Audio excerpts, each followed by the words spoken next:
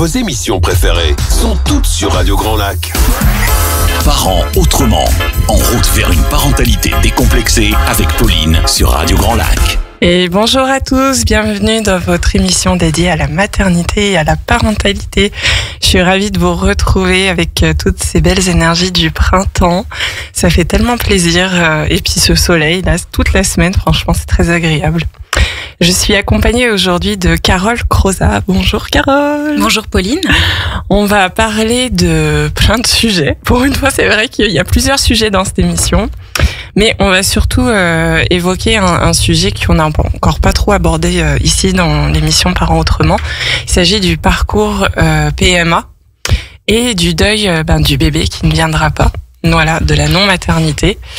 Et on finira, en espérant qu'on ait le temps, mais je pense que ça va le faire, sur les enjeux finalement écologiques de l'arrivée d'un enfant dans un foyer et les réflexions que peuvent avoir pas mal de plus jeunes aujourd'hui, on verra jeunes à partir de quand, sur le fait de ne pas avoir d'enfant, cette décision de ne pas avoir d'enfant parce que clairement la planète est en surcharge. Voilà. Carole, une fois n'est pas coutume, la question pour commencer, qu'est-ce qui te met en joie aujourd'hui ou en général? Et comme ça, ça va nous permettre de te découvrir. Merci Pauline. Alors tout d'abord, je vais commencer par la joie d'être reçue aujourd'hui sur votre plateau. Merci beaucoup pour cette invitation et cette occasion de parler de ces deux sujets qui me tiennent particulièrement à cœur. Donc à la fois le parcours PMA, le désir d'enfant, revenir un petit peu sur cette expérience et puis aussi la mettre finalement en résonance avec mon engagement sur le changement climatique et plus généralement sur les questions sociales et environnementales qui ont marqué à la fois mon parcours professionnel et aujourd'hui aussi ma vie personnelle. Et oui. Voilà. Alors, ce qui apporte vraiment de la joie aujourd'hui dans mon quotidien, c'est d'avoir retrouvé la maîtrise de mon temps.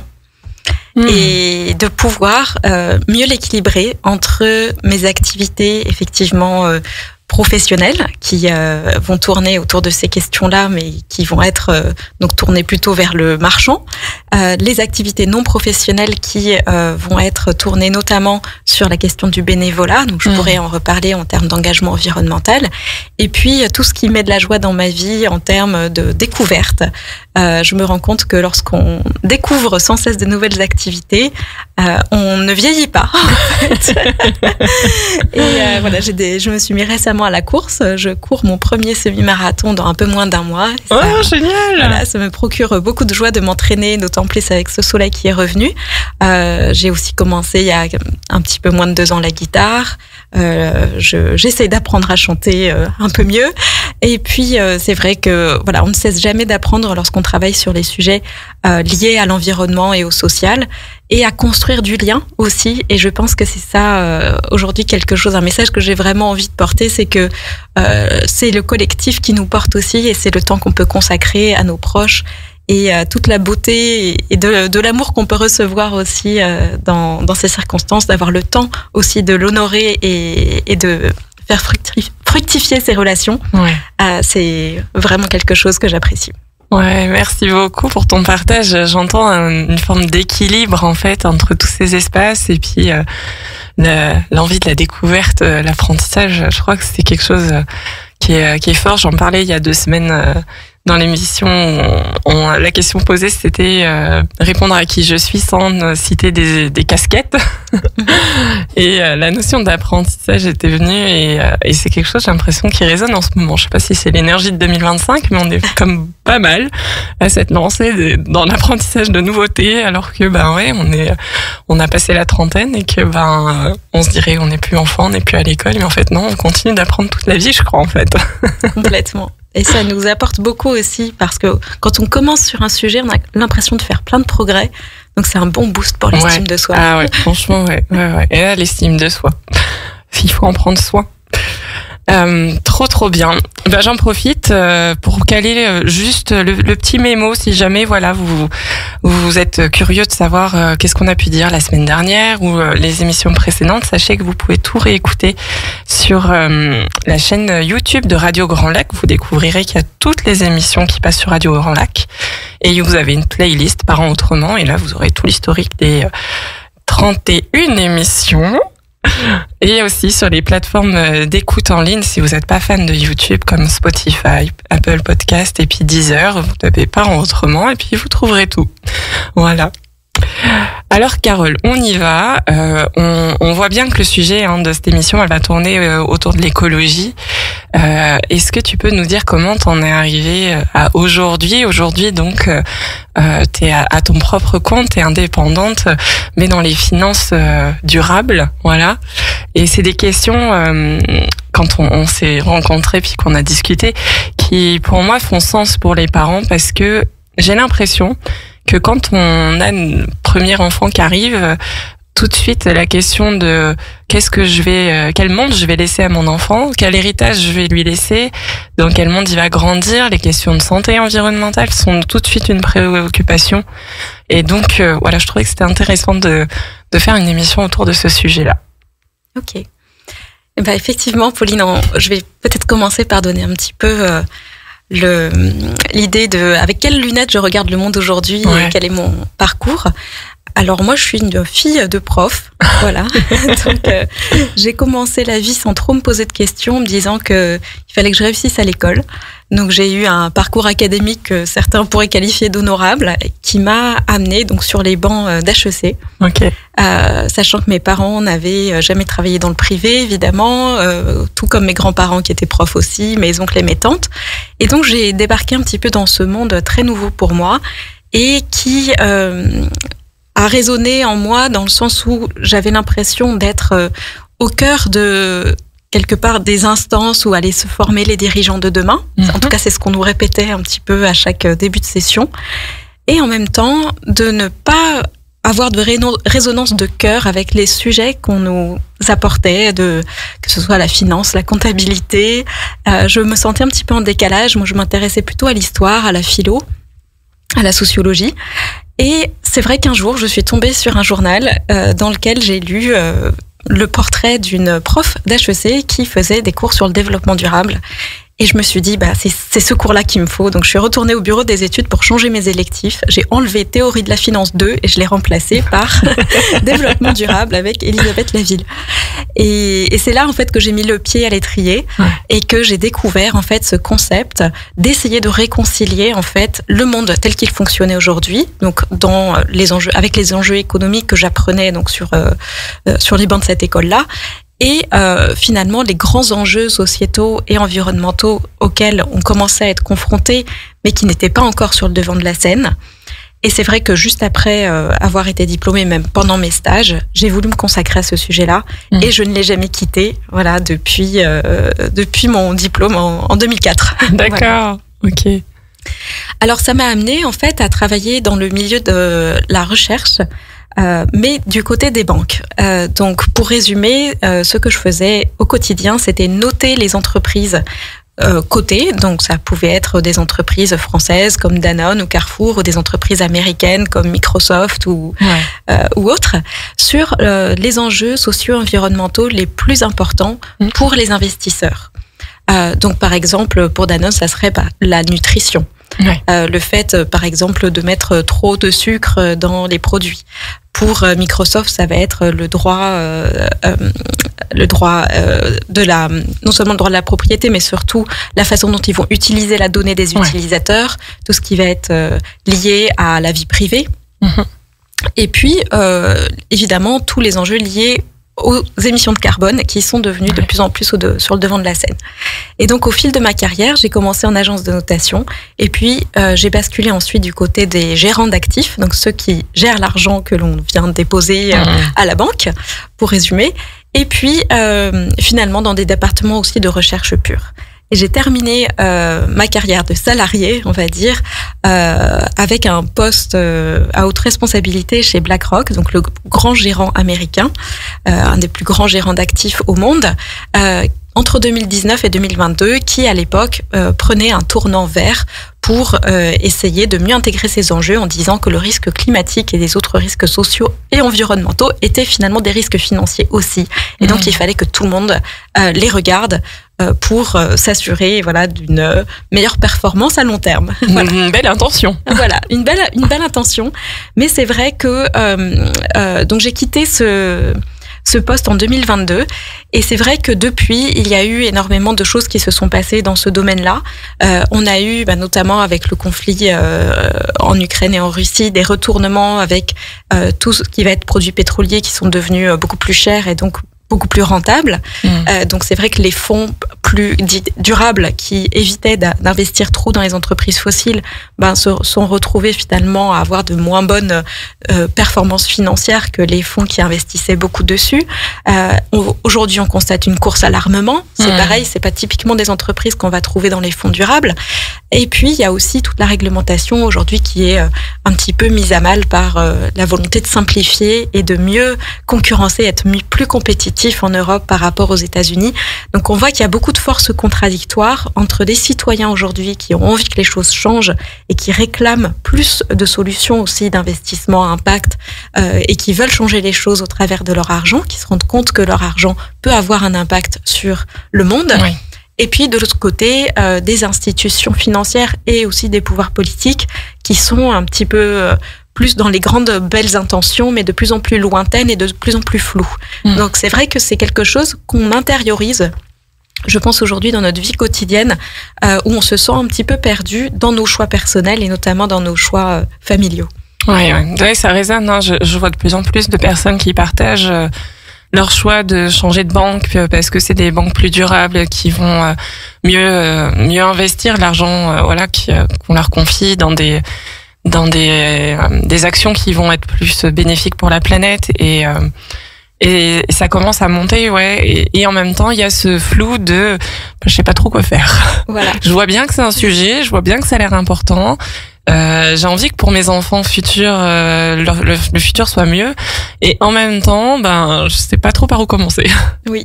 Et c'est tout à fait la question que j'ai continué à me poser après avoir quitté donc ce poste et être partie de la région parisienne donc pour m'installer dans la belle région des Grands Lacs. Quelle sage décision de venir ici. Voilà.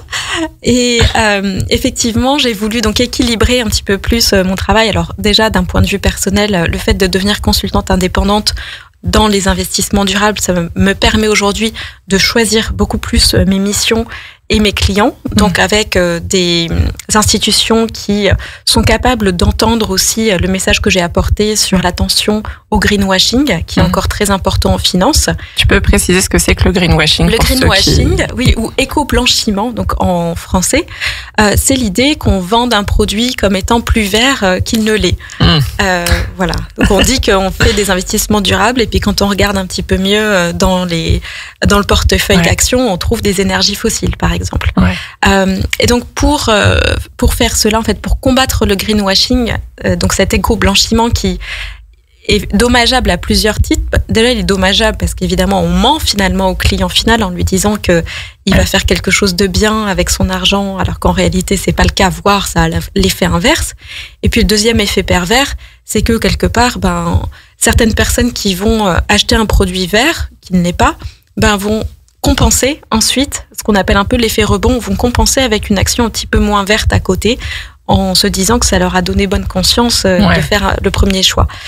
Donc voilà, et ça amène aussi à l'immobilisme, parce qu'on se dit, il y a quelque chose qui travaille pour moi dans le fond, là, mon argent qui fait du vert tout seul, donc j'ai plus besoin d'agir, j'ai plus besoin de m'impliquer. Donc pour le combattre, donc c'est d'un point de vue aussi donc professionnel, je fais beaucoup de formations, notamment auprès de grandes institutions comme la Banque mondiale par exemple, qui a des projets de formation sur l'investissement durable dans les pays en développement. Donc notamment en ce moment, je travaille beaucoup sur l'Afrique pour aider justement à ce qu'il y ait des relais locaux à tous ces fonds qui doivent être aujourd'hui investis dans ces pays pour assurer la transition des pays qui n'ont pas encore tout le réseau énergétique, toutes les infrastructures, mais pour qu'ils le fassent d'une manière moins carbonée que nous l'avons fait, européens ou américains. Et d'un point de vue bénévole, je suis tout d'abord co-autrice de la newsletter sur le sujet climatique d'un point de vue assez personnel. Donc, comment est-ce qu'on fait rentrer cette question-là dans notre quotidien? Cette newsletter s'appelle Exfiltré, au pluriel du féminin, donc EES. Vous la trouvez sur Substack. Si vous tapez Exfiltré, Carole et Capucine, donc ma collègue, vous la trouverez facilement sur les moteurs de recherche. Et puis on aura l'occasion d'en parler en fin d'émission plus en détail, puisqu'il y a quand même tout un volet dédié à la parentalité. Donc, Tout à fait. Et puis, au travers de mon implication chez les Shifters, donc les Shifters, ce sont un groupe de plus de 10 000 personnes en France, donc qui soutiennent le Shift Project, qui est un groupe de réflexion, en anglais think tank, voilà, un groupe de réflexion qui aide finalement l'économie française et les politiques français à comprendre comment transitionner. Finalement, c'est un groupe de pression positive qui représente les citoyens, les entreprises et qui essaie d'émettre des recommandations à s'engager avec les collectivités locales, par exemple les élus de Grand Lac, et à aussi mener des actions de sensibilisation. Et nous avons notamment sorti un guide du greenwashing en finance. Donc, son rapport intermédiaire en octobre et la version finale qui va bientôt arriver. Voilà, donc je suis impliquée à la fois localement et de manière thématique dans le cercle finance dans cette association pour continuer voilà, ce travail-là. Ok, waouh, il y a quand même, il y a du lourd, j'ai envie de dire. On voit que t'es passionné et que t'as vraiment envie de mener à bien cette action et d'aller jusqu'au bout. Enfin, moi, je t'imagine pas t'arrêter un jour, comme tu en parles et comment ça vole autour de toi, quoi. C'est vachement beau. Et pour autant, t'as aussi le désir de devenir maman à un moment donné qui vient.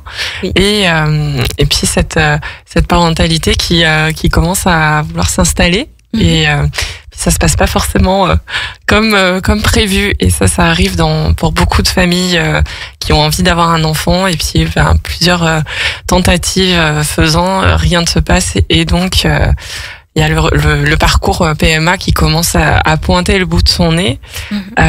C'est pas un parcours qui est évident. Il y a peu de gens qui peut-être n'imaginent pas en fait tout ce que ça représente comme engagement personnel, surtout pour la femme, et quel désordre ça peut mettre dans sa vie hormonale et les répercussions que ça peut avoir dans la vie en fait. Donc c'est quelque chose, voilà, c'est un sujet que je voulais qu'on aborde un peu parce que on l'a jamais encore abordé, et je pense que ça peut apporter du soutien à toutes celles qui sont en parcours en ce moment, oui, et qui ont envie d'y croire en fait, oui, celles qui viennent d'apprendre aussi les mauvaises nouvelles que ça n'a pas fonctionné. Complètement. Alors, je vais donner quelques éléments de contexte par rapport à ce parcours-là. Donc, je me suis mariée peu après, voilà, de manière assez, peut-être un peu normative. Voilà, est venu ce désir d'enfant qu'on avait tous les deux et qui était finalement assez en ligne avec quelque part une sorte de représentation que je me faisais de peut-être la réussite dans la vie. C'est vrai que j'ai vu ce parcours académique, voilà, que mes parents étaient très contents d'avoir pu soutenir, et ensuite venait assez naturellement le fait d'avoir un bon emploi. Voilà. Une fois que tu as un bon emploi, un mari, une maison, un appartement, voilà, donc il restait plus que se marier et les enfants. Et c'est vrai que j'avais suivi un petit peu ce chemin tout tracé pour moi en me disant voilà, c'est mon rôle un peu dans la société, c'est ce qu'on attend de moi, et je vais aller au bout de tout ça. Et c'est vrai que donc j'avais 33 ans quand on a commencé ce projet PMA, ce projet d'enfant. Donc on a attendu un an, comme il est dû normalement à cet âge-là. On a attendu un an d'essai naturel, on va dire, avant de se tourner vers la médicalisation du parcours, en fait. Et donc au bout d'un an, j'ai pu faire toutes les analyses qui devaient être faites à ce moment-là. Et c'est vrai qu'on m'a confirmé, je m'en doutais un peu quand même, que j'avais de l'endométriose. Mais qu'elle n'était pas forcément très sévère. J'avais quand même une ovulation, j'avais pas de kyste, quoi que ce soit. Donc on pouvait entamer finalement ce parcours-là. Et je me suis tournée plutôt vers le privé plutôt que le public parce que j'avais des médecins reconnus à côté de chez moi et surtout que j'étais quand même dans une vie professionnelle assez intense et que j'avais à l'époque pas du tout de patience. Et je me disais, il faut que j'ai déjà 33 ans, il faut vite que je fasse ça le plus rapidement possible pour que ça soit un problème réglé. Voilà. Donc vraiment une logique de performance et de rapidité qui, je pense, n'était pas forcément a posteriori très bénéfique à ce que le projet aboutisse. Pour résumer, donc on a commencé avec des inséminations et on a poursuivi ensuite avec des FIV, donc des fécondations in vitro. Et en 18 mois, donc j'ai fait 9 essais PMA, donc à peu près 1 tous les 2 mois. C'est énorme. Donc 4 inséminations et 5 FIV, sachant qu'à chaque FIV, il y avait une anesthésie générale. Donc c'était quand même assez lourd. Médicalement, j'avais énormément de stimulation à faire. C'est ça. Les femmes qui malheureusement traversent cette expérience voient très bien de quoi je veux parler, avec les piqûres à heure fixe à faire régulièrement, avec les monitorings pour voir combien de follicules sont en train de grossir, ensuite les prélèvements, etc. Donc c'est vrai que c'était assez lourd de gérer ça en même temps que ma vie professionnelle, mes déplacements. Parce que c'est vrai que j'étais dans un métier où je me déplaçais quand même pas mal à l'étranger pour aller porter la bonne parole auprès des banques européennes, américaines. Et ça n'a jamais fonctionné en fait. Je crois qu'en tout et pour tout, il y a eu une FIV où j'ai été enceinte pendant 24 heures. Ok. Voilà, donc on me disait vos ovocytes ils sont pas dans un super état, on n'arrive pas à les féconder, etc., etc. Et c'est vrai que ça a été, si je me replace dans cette époque, la première fois de ma vie où je me suis confrontée à l'échec. Oui. Et je me suis confrontée à quelque chose que je ne contrôlais pas. Voilà. Et ça m'a appris beaucoup de choses. Merci déjà pour ce début de parcours. J'ai vraiment envie de continuer et découvrir la suite. En tout cas, c'est un sujet qui fait écho à ce que beaucoup de femmes traversent, ne serait-ce que dans l'intensité de ce que c'est à chaque FIV. Enfin, on va y revenir sur la stimulation ovarienne, sur toutes ces choses-là, pour que vous, les auditeurs, vous puissiez vraiment comprendre ce que ça représente en fait de s'engager dans un parcours PMA et puis de développer une énergie assez forte pour que ça fonctionne et puis que des fois ça ne fonctionne pas. Restez avec nous sur Radio Grand Lac. Vous êtes dans l'émission Parents Autrement. On fait une courte pause musicale et puis on continue. Les bonnes ondes de Radio Grand Lac. Parents Autrement, en route vers une parentalité décomplexée avec Pauline sur Radio Grand Lac. Et nous voilà de retour pour traiter d'un sujet vraiment important qui touche de plus en plus de femmes qui ont envie d'avoir un enfant et pour qui ça ne fonctionne pas et qui donc passent par un parcours PMA. Je suis avec Carole qui nous partage sa vie intime, le côté intime de ce qui a pu se passer pour elle avec son parcours PMA et ses 9 tentatives pendant 18 mois, c'est ça ? C'est ça. Ouais. Est-ce qu'on peut revenir sur qu'est-ce qui se passe au moment où parce que pour moi je pense qu'il y a le monde les personnes lambda n'imaginent pas du tout ce que ça représente. Ils se disent c'est juste des éprouvettes qu'on mélange, on insère et puis c'est tout quoi. Ouais. Alors on aimerait bien que ça soit aussi simple. C'est pas si simple en fait. C'est pas si simple. En fait, très concrètement, que ce soit une FIV ou une insémination, il y a déjà une stimulation en fait ovarienne parce qu'on va essayer d'avoir le maximum d'ovocytes possible au moment de l'ovulation. Insémination, juste pour bien expliquer, insémination, on vient juste introduire les spermatozoïdes juste au plus proche de l'ovule, alors que la FIV, fécondation in vitro, c'est dans des éprouvettes qu'on fait la rencontre des gamètes, voilà. Et ensuite une fois qu'on a un embryon qui a pris et qui est développé à un J2, J4, J7 des fois, on en insère au moment de la fécondation à ce moment-là quoi. Exactement. Voilà. Et donc, dans les deux cas, on a une stimulation dont le but est d'avoir un maximum d'ovocytes pour maximiser les chances qu'il y ait une fécondation qui arrive. Et en fait, cette stimulation, elle est assez agressive pour le corps, puisqu'au lieu d'avoir un ovocyte, on peut en vouloir 9 d'un côté, 10 de l'autre. Enfin, en tout cas, c'est les chiffres que je gardais en tête, sachant que chacun se développe dans un follicule qui va faire à terme 2 ou 3 cm de diamètre. Donc, ça veut dire qu'on a 2 ou 3 petites balles, grosses billes d'agate, fois 10, enfin, voilà, de chaque côté, qui se développent dans finalement, dans l'abdomen. Donc, c'est beaucoup de tension. Ne serait-ce que physique, de fatigue, mais aussi beaucoup de tensions nerveuses. Et moi, c'est vrai que ce sont des moments que j'ai traversés avec parfois des changements d'humeur extrêmement violents.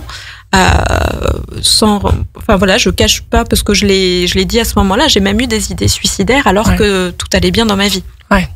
Au moment où j'appliquais la piqûre, vraiment, je voyais une corrélation directe entre le fait de reprendre la stimulation et d'avoir le moral tout d'un coup dans les chaussettes. Et c'était très très difficile à vivre, déjà parce que hormonalement ça chamboule, ça chamboule totalement. Les règles hormonales sont pas du tout les mêmes et du coup, le corps et ta santé mentale, ils sont forcément impactés. Exactement. Donc après, il y a les douleurs de l'ovulation, parce qu'au moment quand on la déclenche, donc forcément on le sent, voilà. Et puis je pense que la plus grande douleur finalement, c'est quand les règles arrivent. Encore une fois, et encore une fois, et encore une fois. Et finalement, ce sentiment de ne pas maîtriser, de ne pas pouvoir contrôler. Alors, ce qui m'a aidée en fait dans le parcours, alors moi au début j'étais vraiment sur une logique de je vais vraiment tout faire pour que ça fonctionne, arrêter de boire de l'alcool, manger différemment, et puis quelque chose de positif par contre qui est rentré dans ma vie, qui ne l'a pas trop quitté, c'était les médecines alternatives. J'ai fait un petit peu d'acupuncture, j'ai découvert l'ostéopathie. Et finalement, j'ai commencé à m'intéresser à un sujet qui aujourd'hui fait partie plus de ma vie, puisque j'ai été certifiée naturopathe il y a 1 an et demi. Donc incroyable. J'ai fait toute une formation parce que c'est un sujet qui m'a beaucoup intéressée suite à ça. Et j'ai fait aussi énormément de méditation. J'avais heureusement commencé la méditation un peu avant le parcours. Et c'est vrai que ça m'a beaucoup aidée à ça et le yoga, à pouvoir essayer de réguler un petit peu mieux mes émotions. Et puis bien sûr le soutien des personnes que j'avais autour de moi, le soutien des amis à qui je racontais ce parcours. Et j'ai eu une chance, c'est que lorsqu'elle tombait enceinte, j'avais aucune jalousie, j'étais contente pour elle. Voilà. Mais je sais que ça peut être difficile aussi pour les femmes qui traversent ça, de voir leurs amis devenir parents alors qu'elles sont toujours dans l'attente. Bien sûr, parce qu'on a le miroir de ce qu'on n'a pas et cette envie qui presse et c'est un sentiment complètement normal et légitime de ressentir ça. En tout cas, je sais pas si vous, auditeurs de Radio Grand Lac et de l'émission, vous l'entendez, mais dans les ressources que tu as trouvées, l'intention, elle n'était pas de je vais faire ça pour que ça marche mieux. J'ai l'impression que c'était plus je vais faire ça parce que ça me soutient dans ce que je traverse là, maintenant, aujourd'hui. Et je n'ai aucune idée de si ça va porter ses fruits, mais en tout cas, ça me soutient et c'est ce que je recherche. Alors, il y a eu un passage entre les deux. Au début, c'était vraiment je le fais parce qu'il faut le faire et qu'on m'a dit que ça pouvait marcher. Donc, il y avait un petit peu cette recherche de la solution miracle. Et puis, au fur et à mesure, je me suis aperçue que ça me faisait du bien, même si à la fin du parcours, parce que je pense que c'est important de dire qu'il n'y a pas eu de grossesse finalement.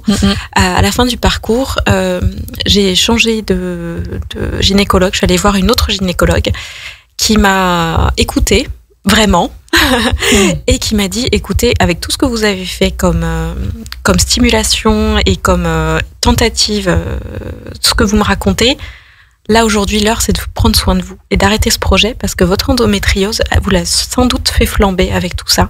Donc je vous recommanderais de vous faire opérer avant de poursuivre quoi que ce soit, parce que là ça vous enlève vos chances, mais surtout ça vous rend vous malade alors que vous n'étiez pas forcément en début de parcours. D'accord. Et je l'ai entendu, je me suis fait opérer de l'endométriose donc à la fin de mon parcours, qui effectivement avait besoin d'être opéré. Et là, au moment où les médecins me disaient bon, c'est super, maintenant que vous êtes opéré, ça va maximiser vos chances, on repart. Et j'ai pas pu. Et en fait, je me suis rendu compte que là, maintenant, c'était devenu mon moment et plus le moment de ce projet-là. Et j'ai accepté que ça serait quelque chose qui n'arrivera pas ou qui pourra arriver, mais pas de cette manière-là. Ouais. Voilà. Et en fait, aujourd'hui, je suis extrêmement reconnaissante à la vie de m'avoir donné cette épreuve-là. Parce que, comme je le disais au début de cette histoire-là, c'est que c'était vraiment pour moi la première fois que je me suis confrontée à l'échec, à quelque chose que je maîtrisais pas, et surtout la première fois où j'ai dévié de la trajectoire qui avait été un petit peu écrite, et en tout cas bien inscrite dans ma tête, de ce qu'on attendait de moi, d'un point de vue de la société, d'un point de vue de mes parents. Et tout d'un coup, je me suis aperçue que j'avais deux choix, soit rester dans le deuil, dans peut-être la jalousie des autres, dans la dépression, me morfondre. Ni mon conjoint ni moi à ce moment-là avions envie d'aller vers l'adoption. Après, c'est un choix pour d'autres personnes, mais en tout cas, nous, c'était pas quelque chose qui nous inspirait, qui nous portait. J'avais le choix entre faire ça ou me dire, mais qu'est-ce que ça m'apporte de bien et qu'est-ce que ça me permet de faire, de ne pas finalement avoir pu mener ce projet à bien. Et en fait, c'était quelque chose d'extraordinaire aussi. De pouvoir se dire, maintenant, c'est toi et toi-même, et peut-être qu'il y a autre chose qui t'attend, et peut-être que tu peux devenir fertile et féconde de manière différente.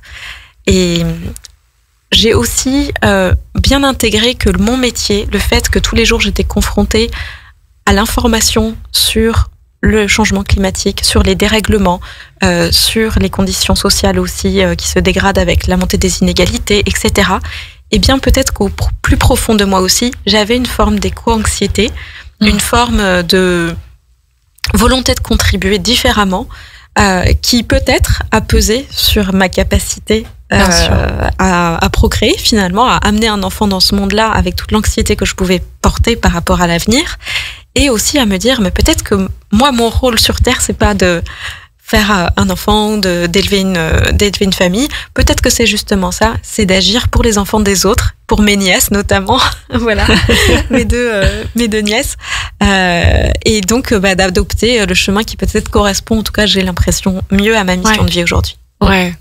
Oui, je perçois ce que tu veux dire. C'était comme inconsciemment, en fait, de par ton expérience professionnelle, tout te disait, mais ne fais pas d'enfant.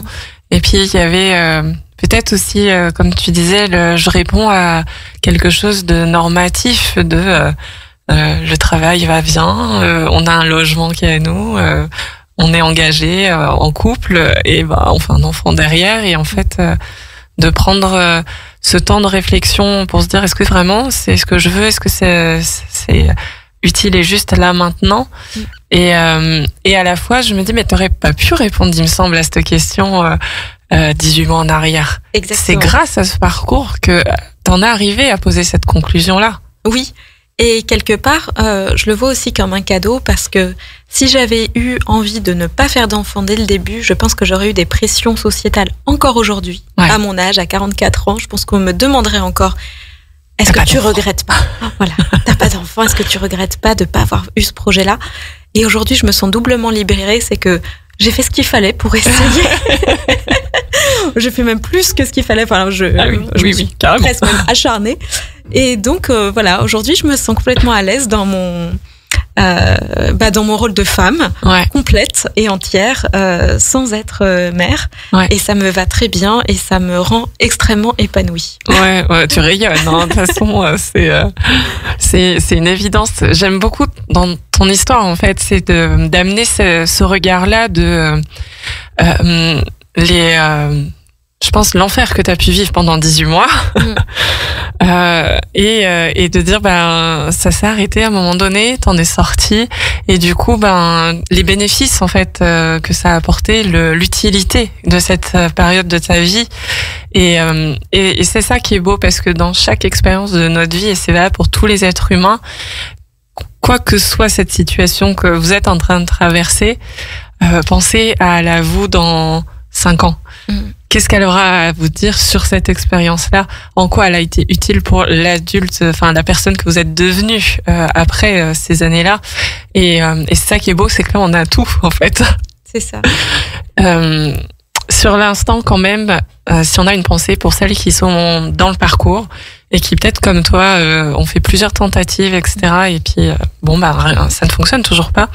Est-ce que tu aurais des choses à leur dire, un message à leur dire, ou alors Qu'est-ce que toi, t'aurais aimé entendre à ce moment-là? Est-ce qu'il y a quelque chose qui te vient? Oui, il y a deux choses. La première, c'est que c'est pas parce qu'on entre dans le parcours qu'on doit aller jusqu'au bout de tout ce que les médecins vont vous proposer comme solution et alternative. Parce que je pense qu'au contraire, quand on commence ce parcours, il faut soi-même se mettre une limite en disant, eh bien, on essaiera tant de fois ou on essaiera jusqu'à telle date. Ouais. Pour soi-même faire une sorte d'accord avec soi, évidemment son conjoint, sur à quel point on a envie de chambouler notre vie et se concentrer sur ce projet-là. Pour que ça ne devienne pas le seul projet qu'on a sans date limite, ce qui peut être très déstabilisant. Quitte à faire le point une fois la date arrivée ou le temps écoulé. Et est-ce qu'on continue et on fait quoi maintenant? On est toujours aligné dans la même énergie qu'au départ ou en fait non, ça a changé? Ouais. Et mon deuxième conseil, ça serait vraiment d'avoir une approche globale qui prend en compte à la fois l'aspect physique, l'alimentation, bien sûr, tout ce qui peut mettre les chances de notre côté, mais aussi émotionnel et peut-être spirituel. Se dire que on est un tout et c'est pas uniquement une hormone de plus, une piqûre de plus ou une technique médicale qui vont forcément pouvoir résoudre l'intime et on va dire l'indicible qui se joue, la magie qui se joue au moment de la procréation. Et je pense que quelque part, le fait d'avoir vraiment enchaîné très rapidement tous ces essais-là, ça a plutôt fait du mal à mon corps et à la qualité de mes ovocytes finalement. Ouais. Alors que si j'avais peut-être pris plus mon temps, avec un peu de stimulation mais pas trop, un petit peu plus de massage et de balnéothérapie. En tout cas, de prendre soin de moi plutôt que de vouloir traiter mon corps comme une machine qui ne donnait pas le résultat que je voulais. Donc d'être assez dur en fait et de plutôt aller dans la bienveillance envers soi et de se dire finalement c'est quoi l'enjeu si ça ne marche pas. Est-ce que vraiment quelles seront mes solutions, qu'est-ce que je ferai de ma vie si ça marche pas, et de vraiment se confronter à cette question-là pour être à l'aise avec en fait. Ouais, hyper intéressant. Merci pour ce partage. Restez avec nous, on va faire notre dernière courte pause musicale et on continuera d'aborder le deuil de non-maternité après tout ça. Qu'est-ce qu'on fait en fait? Comment on repart sur autre chose? Et puis on parlera de la Gazette des exfiltrés et de ses propositions pour les parents. Vous êtes dans Parents Autrement sur Radio Grand Lac. À tout de suite. Radio Grand Lac, écoutez-nous, on est là pour vous. Parents Autrement, en route vers une parentalité décomplexée avec Pauline sur Radio Grand Lac. Bienvenue à vous qui nous rejoignez pour cette troisième partie d'émission. Je suis avec Carole, on a parlé de beaucoup de choses. On a parlé d'écologie en début de partie d'émission et ensuite on était en train d'évoquer le sujet de la PMA et du deuil du coup de non-maternité. Si vous avez envie d'écouter son parcours, parce que vraiment c'était très fort ce qui s'est passé en deuxième partie d'émission, n'hésitez pas à aller sur la chaîne YouTube de Radio Grand Lac, vous aurez le replay de l'émission, ou sur Spotify, Apple Podcast et Deezer.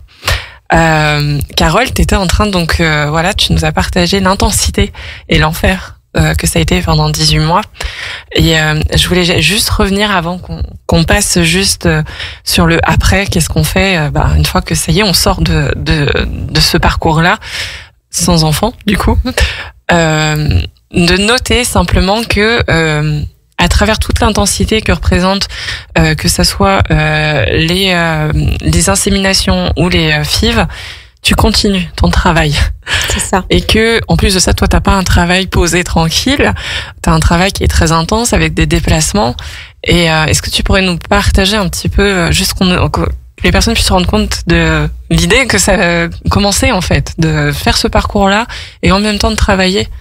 Ouais, alors effectivement, c'était assez difficile de pouvoir jongler déjà entre mon emploi du temps avec mes déplacements assez fréquents et réguliers et les FIV, parce que lorsqu'on fait ce parcours, il faut non seulement avoir ses piqûres dans un frigo, donc c'était les poches de glace dans le train, etc., les gélules dans l'avion, tout ça, puisqu'à l'époque je prenais encore l'avion, et aussi tous les prélèvements sanguins.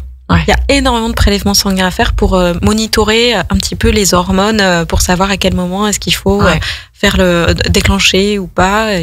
Et tout ça, c'est des informations qu'on a un petit peu au dernier moment. Et c'est vrai que le jour de l'intervention, si on a de la chance, on arrive à le mettre un week-end, mais les hormones ne décident pas. Ça peut être un lundi, un mardi, donc il faut garder de la flexibilité. C'est vrai que j'avais la chance d'être cadre et donc de pouvoir avoir quand même un petit peu de marge de manœuvre, mais je pense effectivement que gérer ça en plus du professionnel, ça aide pas forcément à ce que ça fonctionne. Et surtout de pas pouvoir être un minimum au repos mental aussi, de pouvoir vraiment souffler. En fait, pour l'anecdote, ma toute dernière tentative de FIV, je l'ai faite juste avant de changer de job, en me disant, si ça fonctionne, je suis vraiment dans le pétrin, parce que je serai en période d'essai, et annoncer qu'on est enceinte en période d'essai, c'est la recette pour la catastrophe. Mais je me suis dit, avec ma chance, effet Murphy, c'est là que ça va fonctionner. Je me dis, si celle-là ne marche pas, c'est que ça doit pas marcher. Et effectivement, ça n'a pas marché. Heureusement pour mon employeur de l'époque. Mais voilà, pour dire que c'est vrai qu'on est tout le temps en train de jongler, mais que ça m'a pas arrêté de continuer, de vouloir grandir dans ma carrière, prendre des responsabilités, et notamment, j'ai pas été mère à la fin de cette dernière FIV, mais j'étais pour la première fois manager. Donc voilà. Et puis il y a aussi la fois où ça a fonctionné, comme tu l'as dit, pendant 24 heures, tu as été enceinte. Et puis forcément avec la FIV, la FIV ou même l'insémination, le parcours PMA, on s'expose peut-être à des moments où il y a la fameuse interruption de grossesse qui se présente, et elle se présente pas forcément au bon moment. Exactement. Donc moi, dans mon cas, je venais juste de faire ma deuxième prise de sang et de voir que le taux d'hormones de grossesse avait chuté.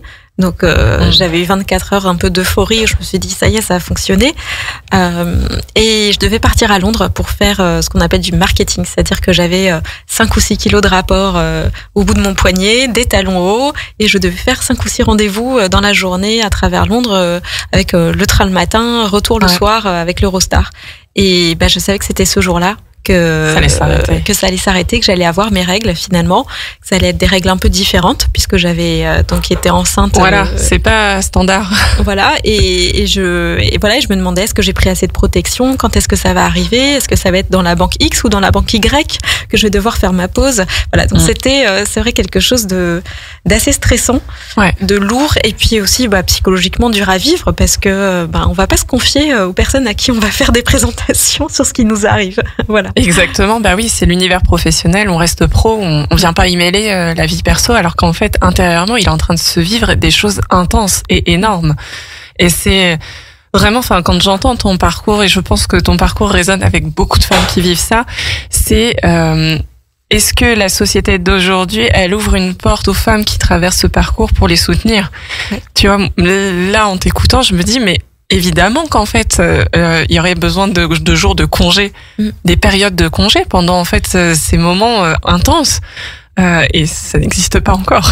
Complètement. Et c'est vrai que c'est paradoxal parce que d'un côté, on a cette obligation quelque part de dire un couple, ça doit être un enfant. Donc beaucoup de personnes qui s'engagent dans ces projets, beaucoup de personnes aussi qui ont simplement envie d'avoir des enfants. Et d'un autre côté, on met pas forcément toutes les chances du côté d'un point de vue sociétal. C'est vrai que la médicalisation à outrance, parfois aussi, elle peut être contre-productive.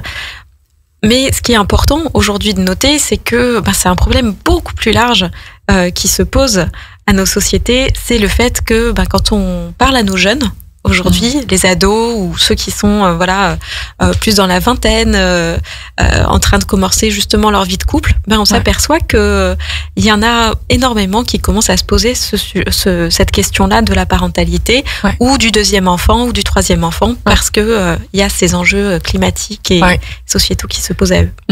Et donc justement, après alors toi, je sais pas, est-ce que c'est une évidence quelque part, une chance, mais ton engagement pour l'écologie vient comme rendre cette période de ta vie utile en fait. Quelle est son utilité? En fait, elle est alignée avec cette éco-anxiété dont tu parlais, un terme peut-être qu'on peut développer parce que beaucoup de gens vont peut-être pas comprendre c'est quoi l'éco-anxiété. Aujourd'hui, on s'imagine l'anxiété comme je suis inquiète pour tout et j'ai peur de tout, mais c'est pas forcément comme ça qu'on le vit. Oui.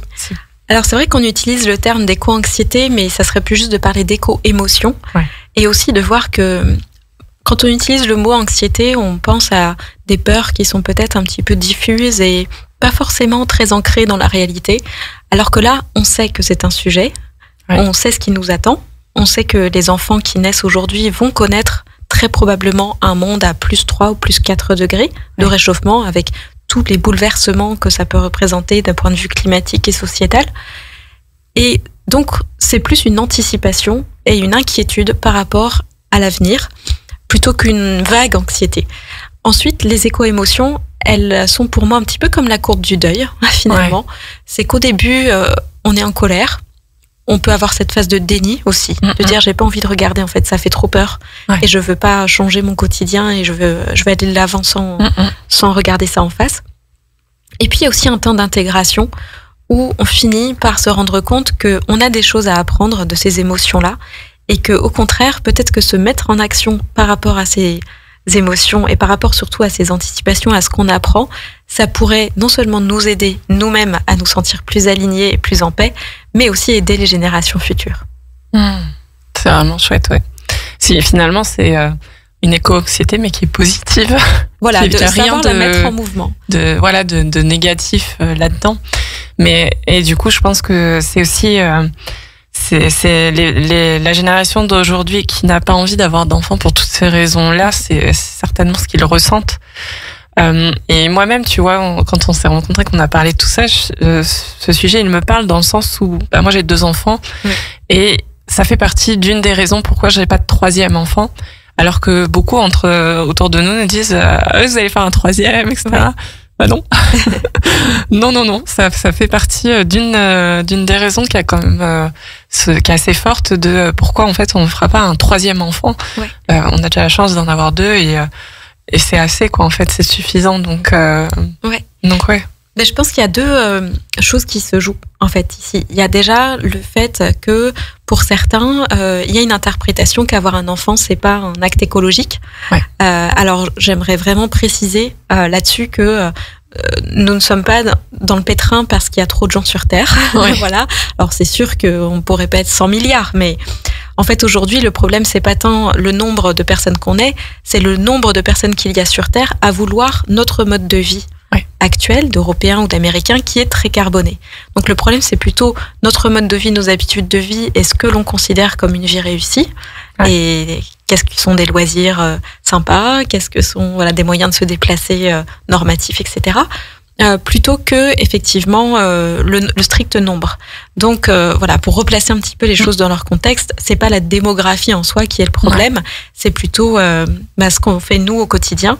Et c'est pour ça que moi je porte vraiment un message d'espoir à ceux qui sont déjà parents et à ceux qui ont vraiment envie de le devenir mais pour qui l'éco-anxiété est trop forte.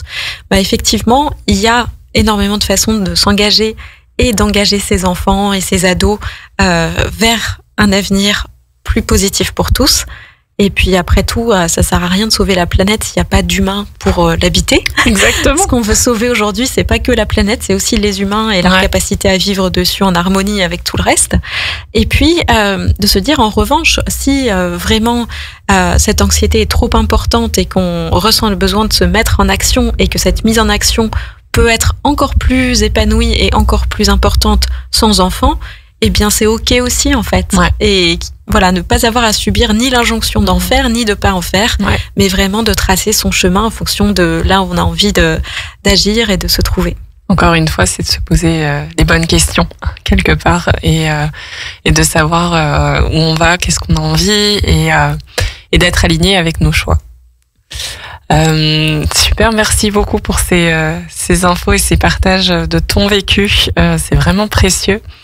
J'aimerais qu'on termine cette émission sur la Gazette des Exfiltrés. Est-ce que tu peux nous en dire plus ? Qu'est-ce que les parents vont aimer dans cette Gazette ? C'est quoi son format ? Parce qu'il est particulier. Oui, alors c'est une gazette ou newsletter en anglais qu'on a commencé avec une ancienne collègue, donc qui était l'ancienne directrice de la communication chez BlackRock avec moi, Capucine, donc Bonsen. Nous la coécrivons depuis un petit peu plus d'1 an, ça va faire presque 2 ans. Et l'idée, c'est qu'on a fait au départ des numéros mensuels et maintenant on est passé par saison parce qu'on a toutes les deux un peu plus d'engagement professionnel. Mais l'idée, c'était vraiment d'essayer de parler aux gens à la fois de sujets informatifs. Donc on va parler par exemple des éco-émotions, on va parler des gestes pour le climat en tant que citoyen, de l'engagement collectif, on va parler parfois de sujets un petit peu plus rébarbatifs peut-être comme le stockage de carbone, est-ce que c'est une solution, ou aussi de certaines politiques sur la finance durable. Et l'idée, c'est à chaque fois d'avoir un sujet qu'on regarde profondément, puis ensuite un deuxième article qui va être plus des paroles aux actes. Donc comment dans notre quotidien, que ce soit dans l'action citoyenne ou dans nos petits gestes ou dans la façon dont on parle à nos enfants justement, est-ce qu'on peut finalement s'aligner sur cette volonté d'améliorer les choses d'un point de vue social et environnemental. Et puis on finit avec un podcast, un livre, une émission ou une BD qu'on a aimé et qui mériterait d'être partagée sur ces sujets-là. Donc on a fait un numéro sur les éco-émotions, on a fait un numéro aussi sur les enfants, les ados, comment parler d'écologie aux enfants et aux ados. Je vous invite donc à regarder Exfiltré EES donc sur Substack qui héberge donc notre gazette. D'accord. Et puis de toute façon, vous pouvez demander ou à Radio Grand Lac ou à moi-même via les commentaires de l'émission, peu importe. Vous trouverez forcément comment vous inscrire et on vous répondra avec grand plaisir évidemment. Merci beaucoup, Carole, pour ta venue dans l'émission de Parents Autrement. C'était vraiment un beau sujet. J'ai aimé faire cette émission avec toi. Merci beaucoup, Pauline. Plaisir partagé. Je vous souhaite une très belle journée, continuité de journée. Je ne sais pas quand vous la réécouterez pour ceux qui nous écouteront en replay, où est-ce que vous en êtes. Et puis n'hésitez pas à interagir avec nous en nous disant comment c'est pour vous de découvrir ces termes d'éco-anxiété, ou alors d'envisager, si vous n'êtes pas encore parent, est-ce que ça vous a soutenu d'entendre le partage de Carole, ou si vous êtes déjà parent, c'est quoi vos réflexions sur l'écologie, l'avenir, comment vous en parlez avec vos enfants, parce que ça pourrait peut-être être l'objet d'une autre émission, comment parler d'écologie à ses enfants et ses ados, ça pourrait être chouette aussi. Allez, très belle journée à tous sur Radio Grand Lac.